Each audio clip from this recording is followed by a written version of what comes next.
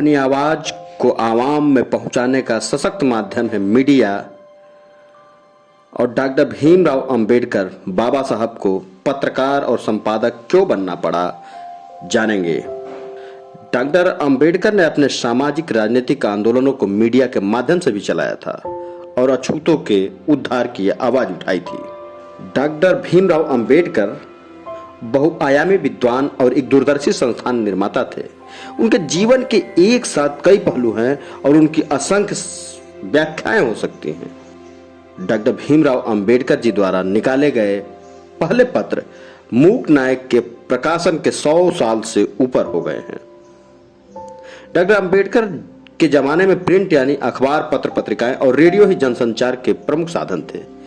Media पर सवर्णों का पारंपरिक प्रभुत्व तब भी था।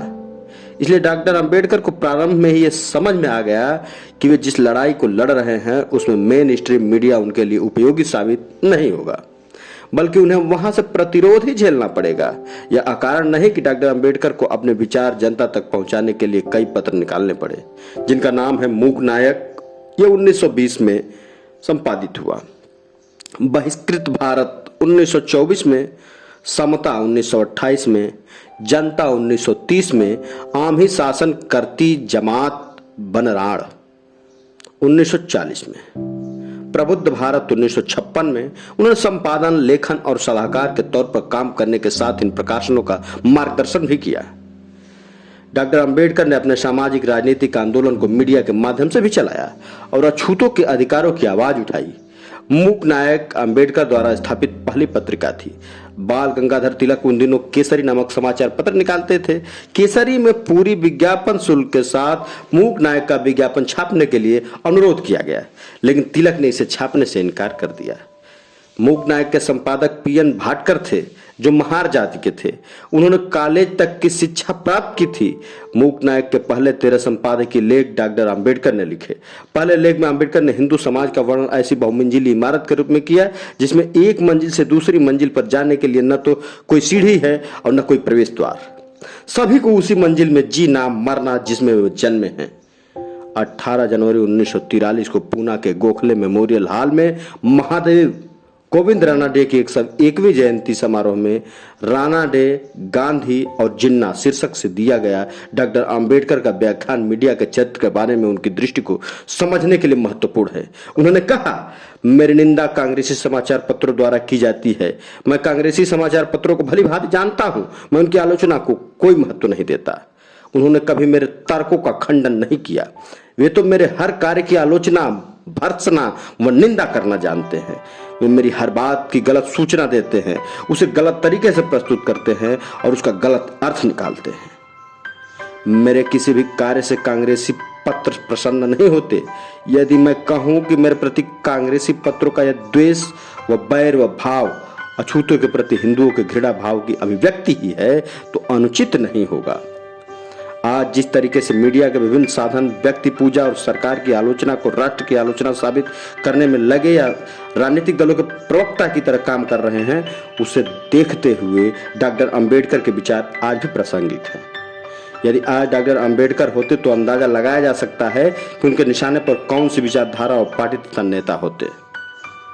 अस्पृश्यों के जीवन और आंदोलन में प्रेस की भूमिका और सीमाओं को रेखांकित करते हुए उन्होंने लिखा, भारत के बाहर के लोग विश्वास करते हैं कि कांग्रेस ही एकमात्र संस्था है जो भारत का प्रतिनिधित्व करती है, यहाँ तक कि अस्पृश्यों का भी।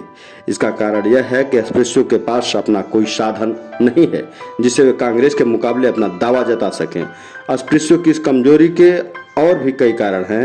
अस्पृश्यों के पास अपना कोई प्रेस नहीं है, कांग्रेस का प्रेस उनके लिए बंद है। उसने अस्पृश्यों का रत्ती भर भी प्रचार करने की कसम खा रखी है। अस्पृश्य अपना प्रेस स्थापित नहीं कर सकते। यह स्पष्ट है कि कोई भी समाचार पत्र बिना विज्ञापन राशि के नहीं चल सकता। विज्ञापन राशि केवल व्यवसायिक विज्ञापनों से आती है, चाहे छोटे व्यवसायी हों या बड़े, वे सभी कांग्रेस से जुड़े हैं और गैर कांग्रेसी संस्था का पक्ष नहीं ले सकते। भारत के एसोसिएट प्रेस का स्टाफ, जो भारत की समाचार एजेंसी है, संपूर्ण रूप से मद्रासी ब्राह्मणों से भरी पड़ी है। वास्तव में भारत का संपूर्ण प्रेस उनकी मुट्ठी में है और वे पूर्णतया कांग्रेस के पिट्ठू हैं, जो कांग्रेस के विरुद्ध किसी समाचार को नहीं छाप सकते। इस संदर्भ में मीडिया स्टडीज ग्रुप द्वारा मीडिया में दलित, आदिवासी, पिछड़ों की भागीदारी के संदर्भ में मीडिया कर्मियों की सामाजिक पृष्ठभूमि का अध्ययन प्रासंगिक है। 2006 में किया गया ये शोध बताता है कि 21वीं सदी में भी भारत की मीडिया का सामाजिक चरित्र नहीं बदला है और जाति वर्चस्व यहां अब भी कायम है। All India schedule caste federation ने जनवरी 1945 में अपने साप्ताहिक मुखपत्र पीपल्स हेराल्ड की शुरुआत की। इस पत्र का मुख्य उद्देश्य अस्पृश्यों की आकांक्षाओं, मांगों, शिकायतों को स्वर देना था। इस पत्र के उद्घाटनकर्ता की हैसियत से डॉक्टर आम्बेडकर ने कहा था कि आधुनिक प्रजातांत्रिक व्यवस्था में अच्छी सरकार के लिए समाचार पत्र मूल आधार है। इसलिए भारत के अनुसूचित जाति के अतुलनीय दुर्भाग्य और दुर्दशा को खत्म करने में तब तक सफलता नहीं मिल सकती जब तक 8 करोड़ अस्पृश्यों को राजनीतिक रूप से अशिक्षित लोगों को शिक्षित न कर लें। यदि विभिन्न विधानसभाओं के विधायकों के व्यवहार की रिपोर्टिंग करते हुए समाचार पत्र लोगों से कहे कि विधायक से पूछो ऐसा क्यों है, कैसे हुआ, तब मेरे दिमाग में कोई दुविधा नहीं कि विधायकों के व्यवहार में बड़ी तब्दीली आ सकती है। इस तरह वर्तमान दुर्व्यवस्था जिसके भोगी हमारे समुदाय के लोग हैं पर रोक लग सकती है। इसलिए मैं इस समाचार पत्र को एक वैसे साधन के रूप में देख रहा हूं जो वैसे लोगों का शुद्धिकरण कर सकता है जो अपने राजनीतिक जीवन में गलत दिशा में गए हैं। 1937 के विधानसभा चुनाव में मराठी समाचार पत्र की भूमिका का हवाला देते हुए अंबेडकर ने सुझाव दिया, समाचार पत्र न केवल मतदाताओं को प्रशिक्षित करते हैं बल्कि यह भी सुनिश्चित करते हैं कि जिसे उन्होंने अपने मत से चुना है वे उनके साथ खड़े हैं, अपना कर्तव्य ठीक ढंग से निभा रहे हैं और किसी के साथ कोई दुर्व्यवहार नहीं कर रहे हैं। उन्होंने आगे कहा कि मैं 16 वर्षों तक बॉम्बे में एक साप्ताहिक पत्र का संपादन किया। इस पत्र ने जो व्यापक प्रभाव उत्पन्न किया उसका प्रमाण बॉम्बे के विधानसभा चुनाव में दिखा, जिसमें मैंने सभी समुदायों का वोट प्राप्त कर कांग्रेस के अपने प्रतिस्पर्धी को हराया। जाहिर है अंबेडकर ने लोकतंत्र के प्रहरी के तौर पर और जनता के राजनीतिक प्रशिक्षण में समाचार पत्रों की महत्वपूर्ण भूमिका को स्वीकार किया। अंबेडकर के जमाने से लेकर अब तक मीडिया की दुनिया में बहुत कुछ बदल चुका है, लेकिन बहुत कुछ यथावत भी है। दलितों के लिए मेन स्ट्रीम मीडिया के दरवाजे अमूमन आज भी बंद हैं। उत्तर अंबेडकर काल में कांशीराम ने उनके आंदोलन को आगे बढ़ाते हुए कई पत्र निकाले। आज व्यक्तिगत प्रयास से कुछ व्यक्ति और संगठन छिटपुट पत्र पत्रिकाएं प्रकाशित कर रहे हैं। व्यक्तिगत प्रयास से अनगिनत social media page, Twitter, Facebook group, YouTube channel, video blog और ब्लॉग चलाए जा रहे हैं। लेकिन ऐसा क्यों है कि सैकड़ों दलित करोड़पति, डिक्की और बामसेब जैसे संगठन, सैकड़ों सांसद, मंत्री, विधायक, दर्जनों ताकतवर राष्ट्रीय नेताओं, हजारों नौकरशाहों के होने के बावजूद आज मुख्य धारा में ऐसा कोई अंग्रेजी, हिंदी अखबार, टीवी चैनल नहीं है जो दलितों और पिछड़ी जातियों से मुद्दों पर संवाद करे, उनके विश्व दृष्टि की नुमाइंदगी का दावा कर सके। यह दलित नेतृत्व और नए उभरे मध्यम वर्ग की बौद्धिक सीमाओं को भी दर्शाता है। हमें सतर्क रहना होगा इस बौद्धिक आतंकवाद और राजनीतिक षड्यंत्र से, और फिर हमें डॉक्टर अंबेडकर के उन कथनों को याद करना होगा और उन्हीं के दिग्दर्शन में चलना होगा। फिर मिलेंगे नए पॉडकास्ट में कुछ ऐसे ही किस्सों के साथ। तब तक के लिए जय हिंद।